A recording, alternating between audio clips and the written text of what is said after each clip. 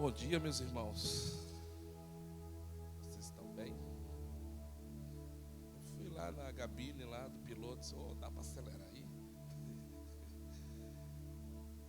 E de fato a gente chegou adiantado.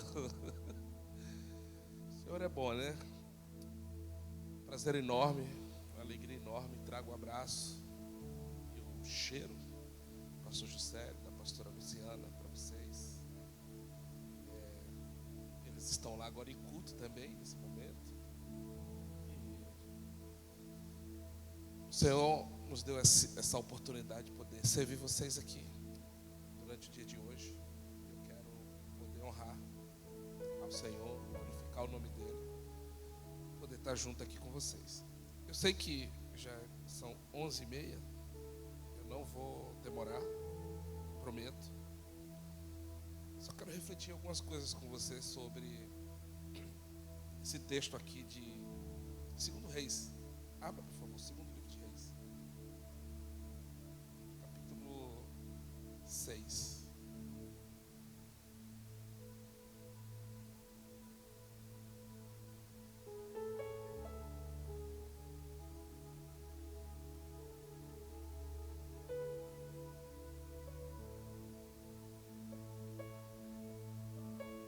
Capítulo 6 de 2 Reis.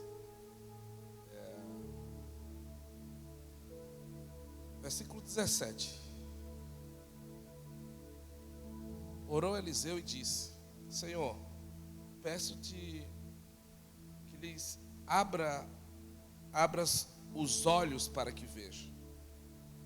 O Senhor abriu os olhos do moço, e ele viu que o monte que estava cheio de cavalos e carros de fogo em redor de Eliseu, e como desceram contra ele, orou Eliseu ao Senhor e disse: fere, peço-te, esta gente de cegueira. Feriu-a de cegueira, conforme a palavra de Eliseu. Então Eliseu lhes disse: não é este o caminho, nem esta a cidade. Segue-me e guiar-te-ei ao homem que buscais. E os guiou a Samaria. Tendo ele chegado a Samaria, disse Eliseu: ó Senhor, abre os olhos destes homens para que vejam. Abriu-lhes o Senhor os olhos e viram. E eis que estavam no meio de Samaria. Quando o rei de Israel viu, perguntou a Eliseu: feri-los-ei, meu pai? Respondeu ele: não os ferirás. Fere aqueles que fizestes prisioneiro com a tua espada e o teu arco. Porém a estes manda pôr-lhes pão e água para que comam e bebam e tornem ao seu senhor. Ofereceu-lhes o rei, ou seja, o rei fez o que o profeta disse. Diga ao rei, fez o que o profeta disse. Ok. O rei foi lá e ofereceu o banquete. Eles comeram, beberam e despediu. E foram para o seu senhor. E da parte da Síria não houve mais investidas. Diga, não houve mais investidas na terra de Israel. Olha, esse é um texto que eu vou te falar. Ele tem umas 500 chaves. Fácil. Mas eu quero falar de uma chave só. E aí, Jonathan? Eu posso virar isso aqui? Senão minha garganta não vai aguentar. Pode ser para você?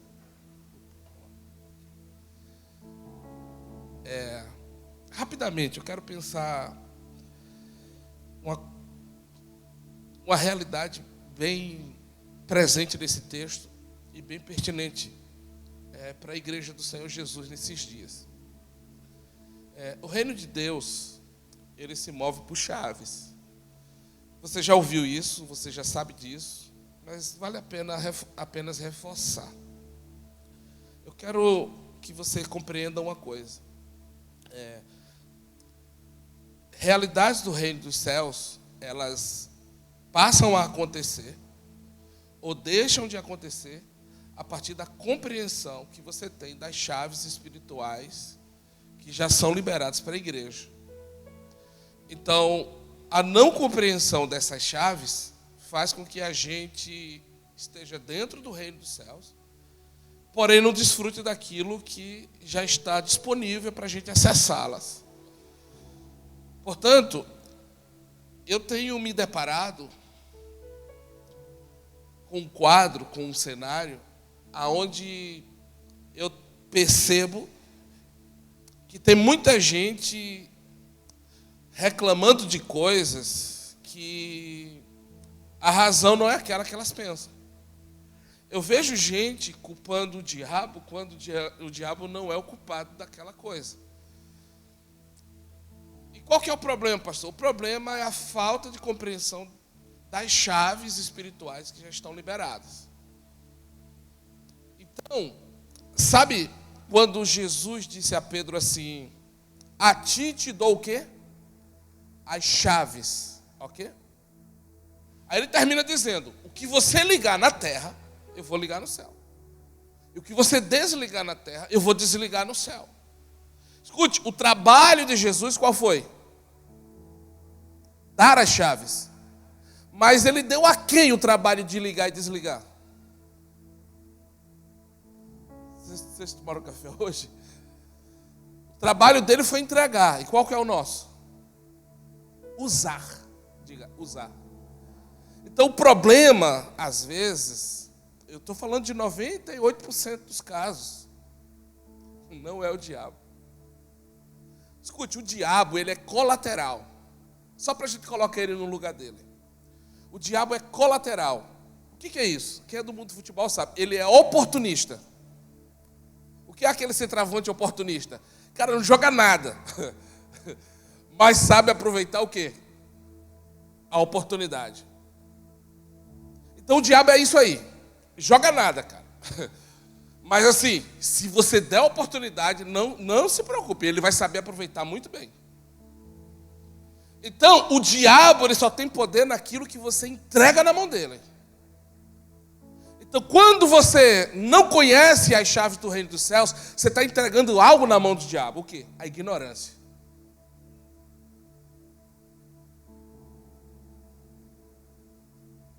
Amém até aqui? Então, preste atenção numa coisa. Muita coisa passa a acontecer quando eu passo a entender a chave que eu carrego. E muita coisa deixa de acontecer, não é porque o diabo se levantou, o irmão falou mal de mim, e tal. Essas coisas não impedem de a gente avançar. O que impede de a gente avançar é o não conhecimento da chave que você é. Amém? Por que eu estou falando isso? Porque esse texto está falando aqui de uma chave poderosa que eu quero compartilhar com vocês aqui agora de manhã. Observe a história. Ela assim, é um jeito estranho que Deus proporcionou ao seu povo de vencer guerra. Que aqui é guerra, gente. Aqui é assim, é a Síria que está vindo. E pode observar na Bíblia, a Síria era uma galera, era uma nação pesada. Israel tremia na base quando estava desviado. Quando estava alinhado, não. Quando Israel estava alinhado, o povo já sabia. É vitória. Mas quando estava desalinhado, que dizia, a Síria está vindo, a galera tremia na base. Por quê? Porque eles eram impiedosos. Eles não tinham piedade. Eles iam, invadiam, sucateava tudo, deixava pelado. Sabe aquele tipo de morte? Vou matar aos poucos, vou matar na unha. Essa era a Síria. Eles eram maldosos. Então, quando a Síria se levantou, o filho espiritual, né, ou o moço que andava com o profeta Eliseu, foi fazer alguma necessidade fisiológica fora da casa. E percebe que o exército da Síria estava ali já cercando a cidade. Aí ele volta e diz, meu senhor, acabou para a gente. A Síria está aqui. Carros e cavaleiros da Síria. Os caras vieram com vontade. Vão morrer. Aí o profeta olhou para o moço e disse assim, só foi isso que você conseguiu ver? Deixa eu abrir aspas. Às vezes, a gente está tão desconectado das realidades liberadas ao nosso respeito, que a única coisa que a gente consegue ver é a ação do inimigo. E aí, quando a gente só consegue ver a ação do inimigo, aí você começa a supervalorizar e a superdimensionar.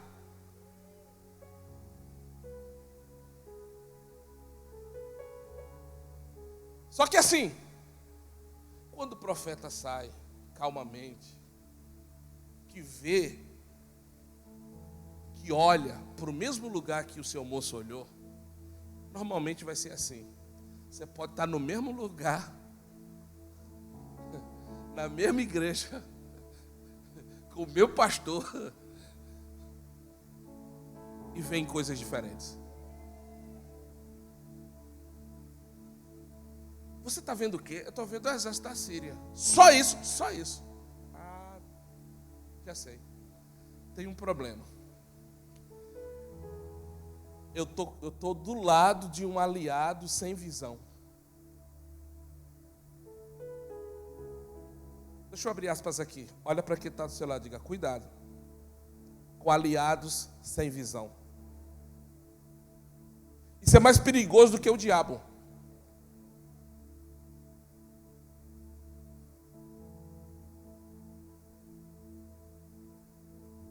Porque com o diabo você não tem aliança.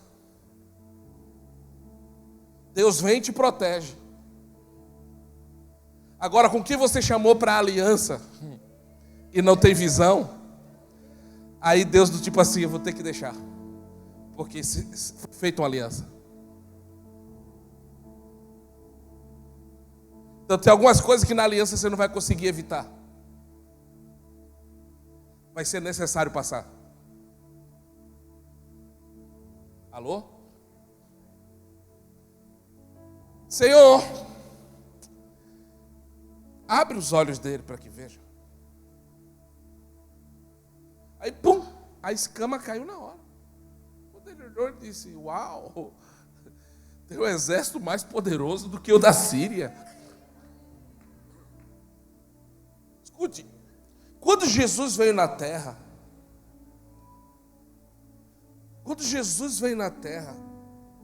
olha, estuda direitinho, por favor, estuda.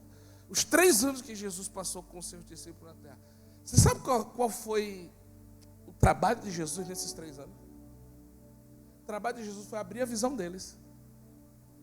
O problema deles era a maneira como eles enxergavam as coisas. Porque normalmente você vai enxergar a partir da mentalidade que você carrega. Os seus olhos, eles vão ver a partir do tipo de mente que você tem. Os seus olhos, os meus olhos não são esses aqui que você e eu estamos nos vendo aqui agora. Os nossos olhos são a nossa mente. Então não se iluda, porque o que os seus olhos naturais estão vendo não é.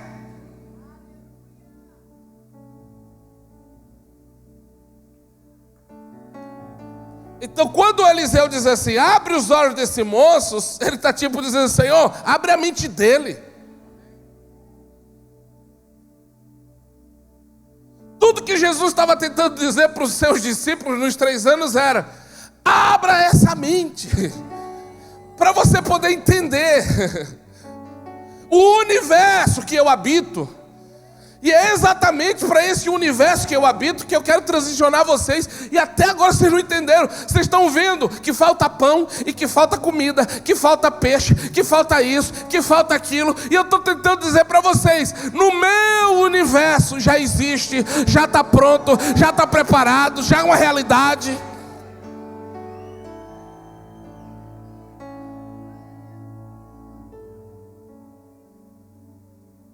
Aí avançando, o exército desceu. Chegou lá, Eliseu, cabamacho. Eu acho que ele era nordestino, eu acho. Não que os outros não sejam machos, tá, gente? Aí Eliseu olhou assim e disse, eles estão vindo? Pode vir. Quando eles encostaram, Senhor, fere eles com cegueira. Pum, todo mundo ficou cego. Aí ele vai no comandante e diz assim: vocês estão vindo atrás de mim achando que eu sou o problema de vocês? Não, vocês vieram no endereço errado. Por favor, fila indiana. Aí colocou os cegos, tudo em fila indiana. É Samaria o problema de vocês. A confusão não é comigo, é com Samaria. Eu sou só um profeta. Então foi o seguinte: eu vou colocar vocês de frente com o problema que vocês têm para vocês se resolverem. Porque vocês têm que ser. Não, eu sou profeta. Aí, todo mundo cego em fila indiana, marchando até Samaria. Chegou em Samaria, no centro de Samaria, o rei olhou aquilo, ficou assustado. Quando ele percebeu que estava todo mundo cego, sabe o que ele fez? Ele disse: meu senhor, feri-los-ei. Ou seja, vou matar eles, vamos cortar a cabeça de todo mundo. Aí o profeta disse: tá vendo? Olha a resposta do profeta. Ele diz assim: aqueles que você conquistou com a sua espada, você pode matar. Mas aqueles que é o Senhor que está trazendo na sua mão, esse não é um tipo de guerra que você vai vencer na espada. Eu vou repetir. O jeito estranho de Deus nesses dias, vencer algumas guerras através das nossas vidas, não vai ser na espada, não vai ser na força do braço. Escute, diga: Deus tem um jeito estranho de vencer algumas guerras. Agora, qual foi o jeito estranho de Deus vencer essa guerra aqui? Escute, porque eu estou falando de uma guerra que a gente está passando agora, como igreja brasileira. Essa é uma palavra muito atualizada. Eu estou sendo profético para você aqui. Porque esse é o jeito estranho de Deus que é infalível. Esse é o jeito estranho de Deus vencer guerras. E aqui não está falando apenas de vencer uma guerra e daqui a pouco tem outra guerra no mesmo nível. Não, ele está dizendo assim: esse é um jeito estranho que eu estrategei para vocês vencerem essa guerra. E essa será uma guerra finalizada. Ou seja, eu vou cortar o ciclo de fracassos e de derrotas na sua vida. Se você aprender a usar essa arma que eu vou te dar para vencer essa guerra do meu jeito que eu estou trazendo para você, vai haver um corte e nunca mais vai haver invasões e entradas do inimigo para tentar destruir vocês, porque eu vou cortar o ciclo. Eu vou cortar o ciclo. Você não está entendendo? Ele está dizendo: eu vou cortar o ciclo.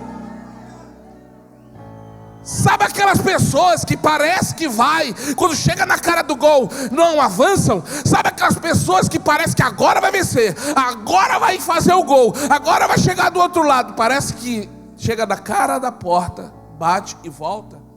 O Senhor está dizendo: acabou esse ciclo. Vai ser encerrado esse ciclo. Ciclos de fracassos, ciclos de derrotas, ciclos de falsas sensações de linhas de chegada vai ser cortado hoje. Agora, o que é aprender o jeito que Deus usou aqui para vencer essa guerra? O rei queria na espada. O rei queria derramando sangue. Mas o Senhor disse assim pelo profeta: pão, água. Traduzindo, faz uma mesa e serve seus inimigos.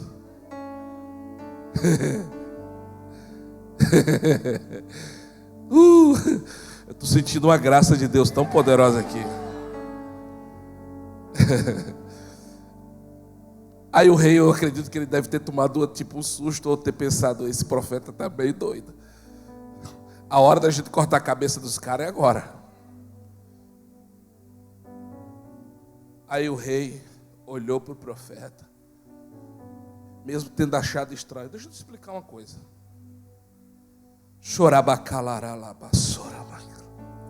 Eu tinha prometido para mim mesmo ali, eu só vou falar rapidinho, vou descer por causa do horário. Mas eu sinto que abriu um corte de algo aqui.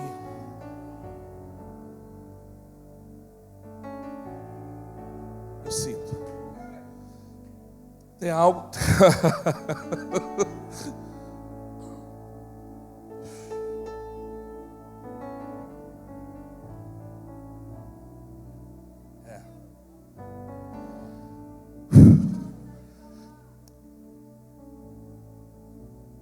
Sabe qual foi a estratégia de Deus? A estratégia de Deus foi: a generosidade vai cortar ciclos de fracasso na sua vida. Escute, generoso não é aquele que dá. Generosidade não é a ação de dar. Generosidade é o ato de se desprender. Tem pessoas que dão, mas não são generosas. Tem gente que dá para se ver livre do outro. Tem gente que dá por alívio de consciência. E generosidade não é alívio de consciência. Generosidade não é o ato de se ver livre do outro. Alô? Generosidade é uma condição de alguém que aprendeu a viver desprendido. Amém? Então ele está dizendo o seguinte, ó: você pode até fazer uma mesa, mas se o seu coração não se desprendeu da ira e do desejo de matar o teu próximo, falhou.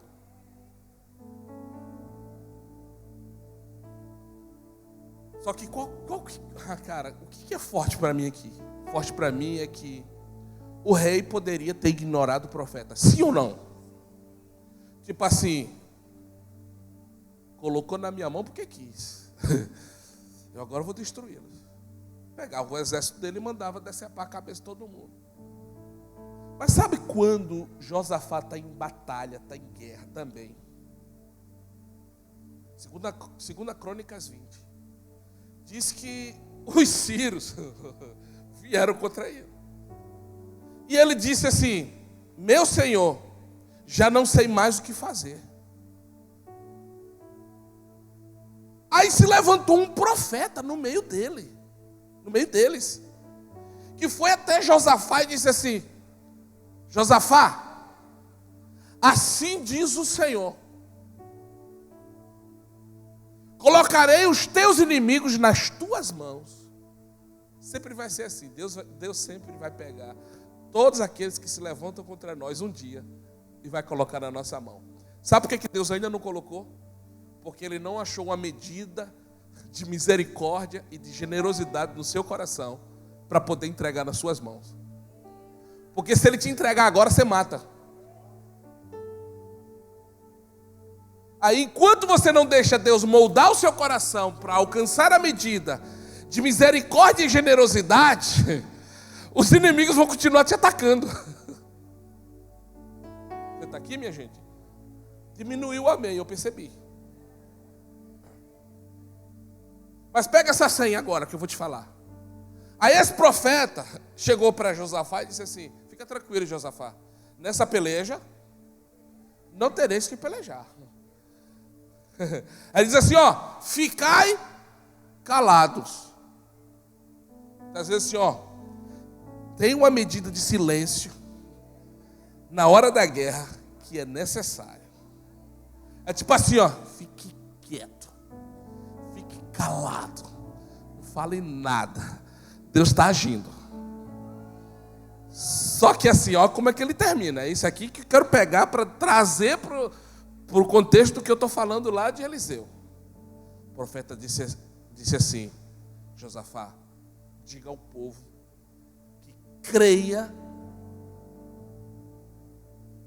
nos seus e... Opa! Ele está dizendo assim, ó: Igreja do Senhor Jesus Cristo, aprenda esse princípio. Creia nos seus profetas, para que você prospere. Agora, o que é prosperar aqui nesse contexto? Eu fui buscar a raiz da palavra prosperidade, porque nós estamos tão viciados com o que nos ensinaram sobre prosperidade, porque Quando se fala de prosperidade, o que é que você pensa? Recurso financeiro, coisas, sim ou não? Só que ele está num contexto de guerra. E diz para o profeta assim, diz para o rei assim, creia nos seus profetas e prosperareis. O que o rei precisava não era de carro, não era de casa, não era de dinheiro. O que é que ele precisava? A palavra prosperidade ali, prosperareis é progresso, avanço. Então ele está dizendo assim, creia nos seus profetas e vocês vão avançar. Agora, sabe qual é o problema dos dias atuais?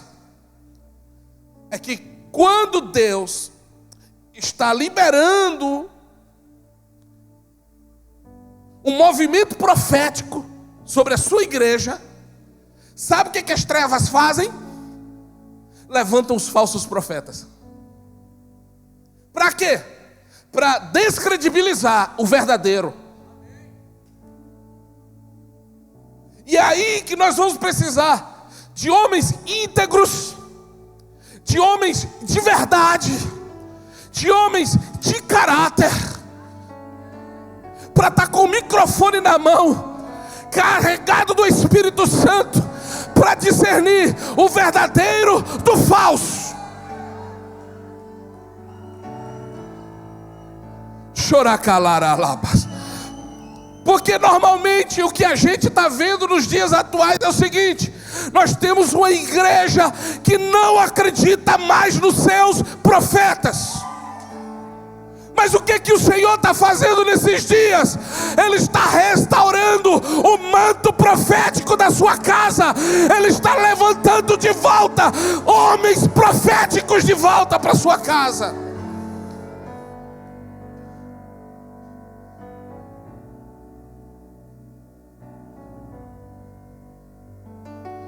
Deixamos de avançar, deixamos de progredir, porque deixamos de crer nos profetas. Onde estão os profetas nesse lugar, essa manhã? Cadê você, profeta? Creia nos seus profetas e prosperareis. Foi o que o rei de Samaria fez, quando Eliseu disse, dá uma mesa para os seus inimigos. Ele creu. Ele seguiu a voz do profeta. Ele era conectado com a voz profética. Quando você é conectado com a voz profética, você vai fazer coisas que a tua mente não vai compreender, mas porque você entendeu no teu espírito que a direção profética vai te levar a um lugar de quebra de ciclos de fracasso, quebra de ciclos de derrota, você não vai fazer medidas para obedecer a voz profética. Porque o que a voz profética ali estava dizendo era: no momento no qual você tem a oportunidade de praticar a justiça própria, pratique generosidade. Pergunta assim, pastor, qual é o momento oportuno para a gente ser generoso?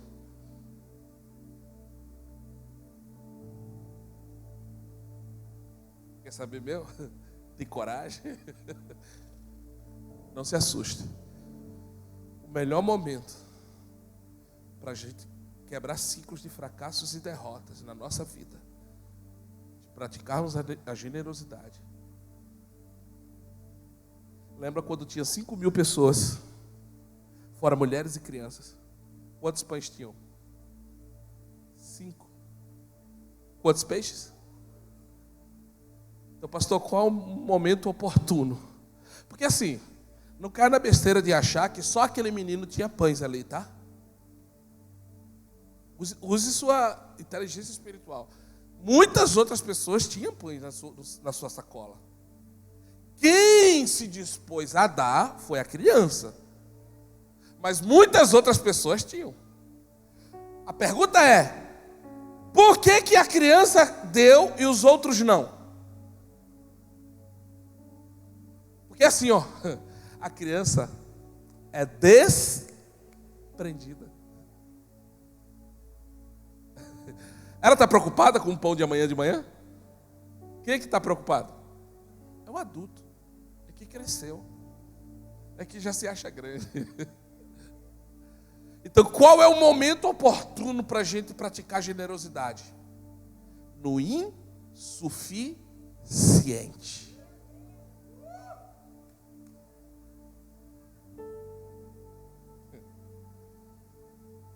Uau!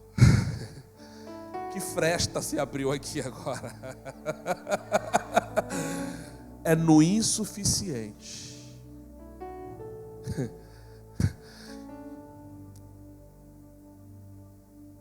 É tipo assim: ofertar, praticar generosidade, precisa ser um ato sacrificial e não um alívio de consciência.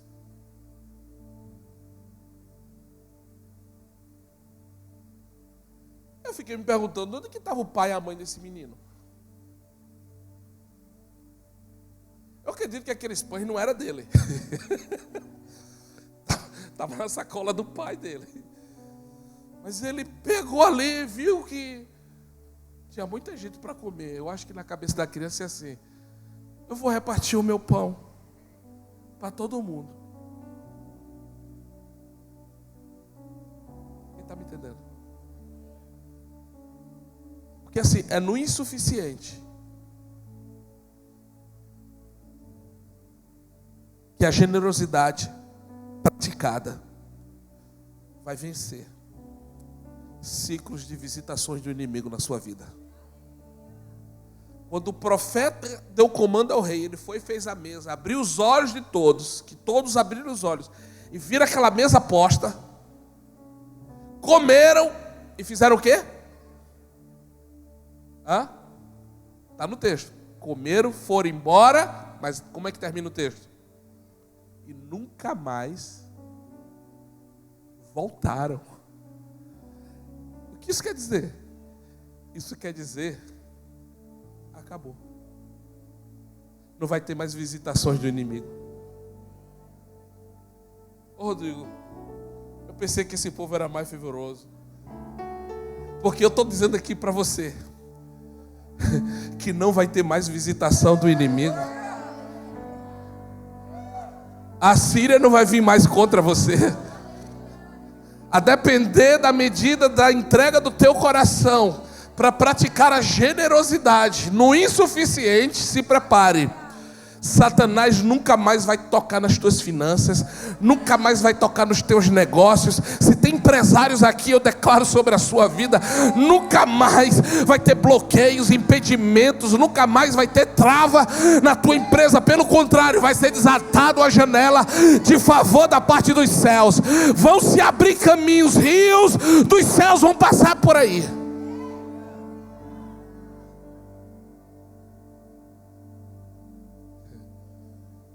É o jeito estranho de Deus vencer algumas guerras e dar por fim àquela guerra. Porque o quadro que eu vejo, eu recebo muitas pessoas diariamente. E sabe qual que é a história delas? Eu achei que eu já tinha vencido isso. Passa um tempo, aí o ciclo se repete. A mesma situação. Aí sabe qual é o cenário que a gente tem? De as mesmas pessoas, no apelo final do culto, virem aqui na frente chorar as mesmas pitangas. Todo domingo, na hora que faz o apelo para vir na frente, quem é que vem? As mesmas pessoas chorar as mesmas pitangas. Por quê? Porque as suas vidas, elas não vivem de ciclos. As vidas de algumas pessoas é um círculo. Elas só dão a volta, mas voltam para o mesmo lugar. Os demônios são os mesmos, as guerras são as mesmas. Olha para o teu irmão e diga assim: chegou a hora de mudar de fase, né, irmão? Quem quer mudar de fase hoje? Fica de pé, em nome de Jesus.